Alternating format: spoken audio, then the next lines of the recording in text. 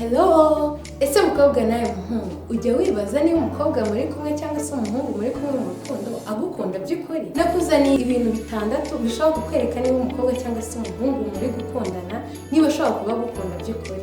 Icya mbere, umukobwa cyangwa se umusore ugukunda arakubaha. Ntabwo ashobora kuguhatira gukora ikintu udashaka cyangwa se icyo mutumvikana. Iyo umusore agukunda agerageza byibura kuba yagukoresha icyo ushaka cyangwa se mukanabiganiraho kugira ngo abe yabiguhatira. Icyo ni cyo kintu cya mbere gishobora kukugaragariza ko umusore cyangwa se umukobwa agukunda. Ikintu cya kabiri, arakumva. Iyo muganira cyangwa se iyo muri kumwe ubona ashishikajwe cyangwa se atewe amatsiko no kumva ibyo uri kumubwira. Ese niba ubabaye, ese niba wishimye, ukabona ababaranye nawe cyangwa se yishimiye nawe. Niba iyo muri kumwe muganira ukabona ko karakumva cyangwa se ukabona yaguteze amatwi cyane ashishikajwe no kumva ibyo uri kumubwira, nta kabuza uwo muhungu cyangwa se umukobwa aramukunda. Icya gatatu, arakurwanirira. Baba muri bagenzi bawe cyangwa se bakuvuga nabi agerageza kuba yakuvuganira.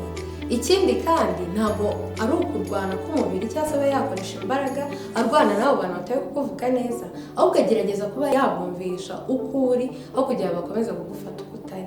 Ikindi ntabwo ashobora kumva amabwire, ahubwo agerageza kwishakira ukuri ku byavuzwe kuri wowe.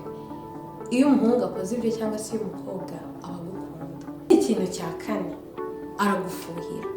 Gufuha burya si bibi iyo bikoze mu buryo bwiza, kereka iyo byarengeje urugero bikaba bitagaragara neza, ariko iyo bikoze neza ni byiza cyane kuko burya gufuhira umuntu ukunda. Iyo agufuhiye ariko yagufuhira nyine ntabikore mu buryo bubi ahubwo akabikora mu buryo bwiza, bityo uba ubona ko agukunze kandi afite ubwoba bwo gukunda, aba akwitayeho cyane kandi ahangayitse yumva ko yakunda. Niko kugufuhira rero. Iyo umuntu agufuhiye nabyo kandi mu buryo bwiza atabikorana imbaraga cyangwa se atabyangiza ngo ubone ko aba yabishyizemo imbaraga cyane, umuntu nawe aba agukunda. Ikindi kintu rero cya gatanu gishobora kukwereka ko umusore cyangwa se umukobwa agukunda, aba yifuza ko muba hamwe.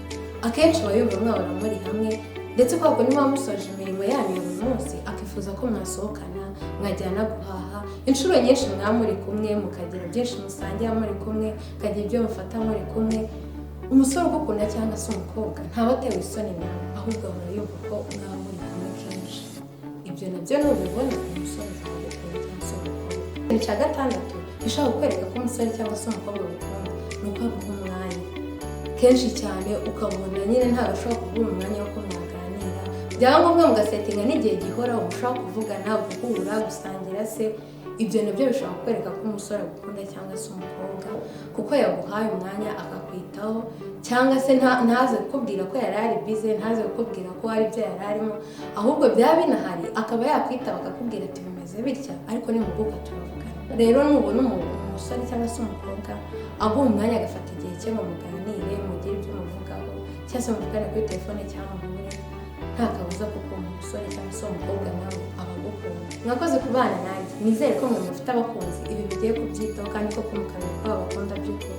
Nizere ko wowe mukobwa cyangwa se wowe muhungu wari mu rujijo wibaza niba uwo muri kumwe agukunda cyangwa se akuryarya, nizere ko iki ari cyo gihe mumenye koko niba agukunda.